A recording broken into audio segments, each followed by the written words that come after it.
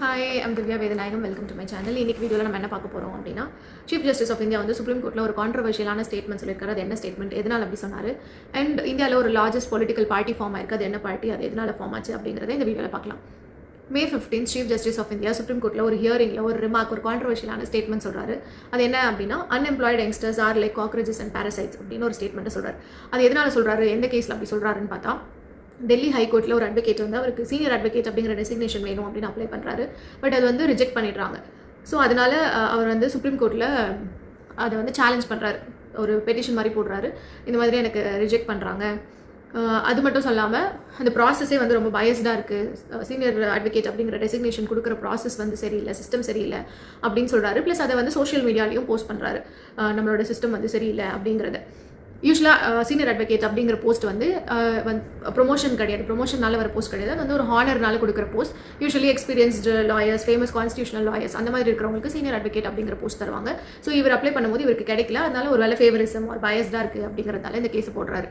இது வந்து social மீடியாலலாம் post பண்ணுறதுனால என்ன ஆகுதுன்னா, ஜட்ஜுக்கு வந்து ஒரு பாயிண்ட்ல கோவம் வந்து, ஆல்ரெடி நிறைய அன்எம்ப்ளாய்டு யங்ஸ்டர்ஸ் வந்து வேலை கிடைக்காததுனால அவங்க வந்து சோஷியல் மீடியாலையும் அவங்களே ஒரு மீடியா பர்சனாவோ இல்லை ஆக்டிவிஸ்டாவோ மாறிடுறாங்க. ஸோ அவங்களே ஏற்கனவே நம்ம சிஸ்டம் சரியில்லை அப்படிலாம் சொல்லும் போது, ஒரு அட்வொகேட்டாக நீங்களும் இந்த மாதிரி சோஷியல் மீடியாலலாம் எப்படி போஸ்ட் பண்ணுவீங்க அப்படின்ற மாதிரி ஒரு ஸ்டேட்மெண்ட்டை அவர் கோவத்தில் சொல்கிறாரு. கோவத்தில் சொன்னாலும் அந்த ஸ்டேட்மெண்ட்டுக்கு வந்து பயங்கரமான ஒரு எதிர்ப்பு வருது. ஸோ அதுக்கப்புறம் ஒரு கிளாரிட்டி தராரு. நான் வந்து எல்லா யங்ஸ்டர்ஸையுமே அப்படி சொல்லலை, ஃபேக் டிகிரி ஃபேக் சர்டிஃபிகேட்ஸ் வச்சிருக்கிற யங்ஸ்டர்ஸ் தான் வந்து நான் இந்த மாதிரி காக்ரோச்சஸ்ன்னு சொன்னேன் அப்படின்னு ஒரு கிளாரிட்டி கொடுத்தாலும், அபிஜித் அப்படிங்கிற ஒரு யங்ஸ்டர் என்ன பண்ணுறாருன்னா, எல்லா காக்ரோச்சஸும் ஒன்று சேர்ந்தா என்ன ஆகும் அப்படின்னு பார்க்கலாமா அப்படின்னு சொல்லி காக்ரோச் ஜனதா பார்ட்டி அப்படின்னு ஒரு பார்ட்டியை ஸ்டார்ட் பண்ணுறாரு இன்ஸ்டாகிராமில் அண்ட் எக்ஸில்.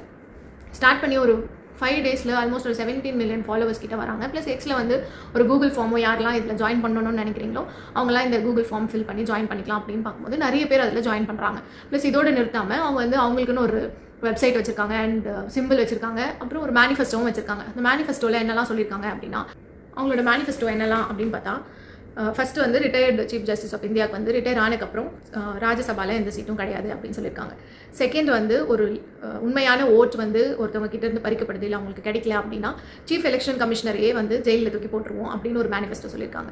மூணாவது என்ன சொல்லியிருக்காங்கன்னா, 50% ரிசர்வேஷன் ஃபார் விமென்ஸ் அப்படின்னு சொல்லியிருக்காங்க. அது வந்து டீலிமிட்டேஷன் கொண்டு வந்து பார்லிமெண்ட்டோட ஸ்ட்ரென்த்தை இன்க்ரீஸ் பண்ணி தான் இல்லை, இப்போ இருக்கிற ஸ்ட்ரென்த்லேயே 50% விமென்க்கு, ப்ளஸ் கேபினெட்லேயும் மினிஸ்டர்ஸாகவும் 50% ரிசர்வேஷன் ஃபார் விமென் தரணும் அப்படின்னு சொல்லியிருக்காங்க. அதுக்கப்புறம் நாலாவது என்ன சொல்லியிருக்காங்க அப்படின்னா, இண்டிபெண்டன்ட் மீடியா இருக்கணும், media houses owned by Ambani Adani எல்லாம் வந்து லைசன்ஸ் கேன்சல் பண்ணிடுவோம் அப்படின்னு நாலாவதாக ஒரு மேனிஃபெஸ்டோ சொல்லியிருக்காங்க. அஞ்சாவதாக என்ன சொல்லியிருக்காங்கன்னா, ஒரு கட்சியிலேருந்து வின் பண்ணதுக்கப்புறம் எம்பிஓ எம்எல்ஏவோ வின் பண்ணதுக்கப்புறம் இன்னொரு கட்சிக்கு மாறினாங்கன்னா அவங்க அடுத்த 20 இயர்ஸ்க்கு எலெக்ஷனில் பங்கேற்காத மாதிரி அவங்கள வந்து பேன் பண்ணிடுவோம் அப்படின்னு அவங்களோட மேனிஃபெஸ்டோ சொல்லியிருக்காங்க. ஸோ இப்போ வந்து இந்த கட்சியில் நம்ம ஜாயின் பண்ணணும் அப்படின்னா ஒரு எலிஜிபிலிட்டி க்ரைட்டீரியா வச்சிருக்காங்க. அது என்ன எலிஜிபிலிட்டி க்ரைட்டீரியான்னு பார்த்தா, நம்ம அன்எம்ப்ளாய்டாக இருக்கணும் அண்ட் லேசியாக இருக்கணும், அண்ட் மூணாவது வந்து க்ரானிக்கலி ஆன்லைன், நிறைய நேரம் ஆன்லைன்லேயே இருக்கிற மாதிரி ஆன்லைன்லேயே டைம் ஸ்பெண்ட் பண்ணுறவங்களா இருக்கணும். நாலாவது வந்து ப்ரொஃபஷனலாக நாகரிகமாக அவங்களோட எதிர்ப்பையோ கோவத்தையோ தெரிவிக்கிறவங்களா இருக்கணும். அதுதான் வந்து அவங்களோட எலிஜிபிலிட்டி க்ரைட்டீரியா. ஸோ இதை வச்சு அவங்க ஒரு பார்ட்டியை ஃபார்ம் பண்ணியிருக்காங்க எக்ஸ் அண்ட் இன்ஸ்டாகிராமில். எக்ஸில் வந்து அவங்களோட பேஜை வந்து கேன்சல் பண்ணிடுறாங்க. ஸோ அதுக்கப்புறம் காக்ரோச்சஸ் நெவர் டை அப்படின்னு இன்னொரு பேஜ் அவங்க ஆரம்பிச்சிருக்காங்க. அதுலேயும் உங்களுக்கு நிறைய ஃபாலோவர்ஸ் வராங்க. இப்போ வந்து இது என்ன மாதிரி பார்க்குறாங்க அப்படின்னா, இது வந்து ஒரு ஆன்லைன் பொலிட்டிக்கல் மூவ்மெண்ட்டாகவே பார்க்குறாங்க. பிகாஸ் யங்ஸ்டர்ஸ் எல்லாருமே இதில் நிறைய ஜாயின் பண்ணுறதுனால இதை வந்து மற்ற லீடர்ஸ் மற்றவங்க எல்லாருமே வந்து இது ஒரு பொலிட்டிக்கல் மூவ்மெண்ட்டாக கன்சிடர் பண்ணுறாங்க. நம்மளோட எம்பி கனிமொழி கூட என்ன சொல்லியிருக்காங்க அப்படின்னா, இவ்வளோ பேர் இந்த கொஞ்ச நாளே இவ்வளோ பேர் சேர்றாங்க அப்படின்னா அவங்க ஏதோ நமக்கு சொல்ல வராங்க, அது என்னங்கிறத நம்ம லிசன் பண்ணணும் அப்படிங்கிற மாதிரி சொல்கிறாங்க.